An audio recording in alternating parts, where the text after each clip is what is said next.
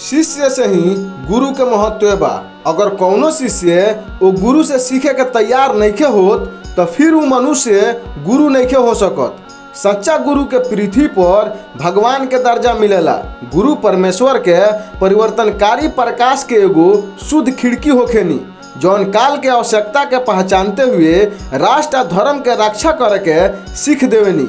जितरे साधक के साधना सिखावल गुरु के धर्म होला, वही तरह राष्ट्र धर्म के रक्षा खातिर समाज के जागरूक कईल भी गुरु के धर्म होला।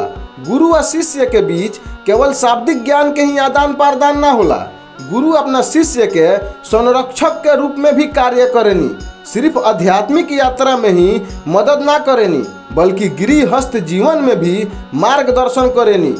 गुरु कोनो भी परिस्थिति में केतनो बुरा दशा में शिष्य के अहित ना सोचेनी, बल्कि ओकरा के हर परिस्थिति में सही मार्गदर्शन करेनी।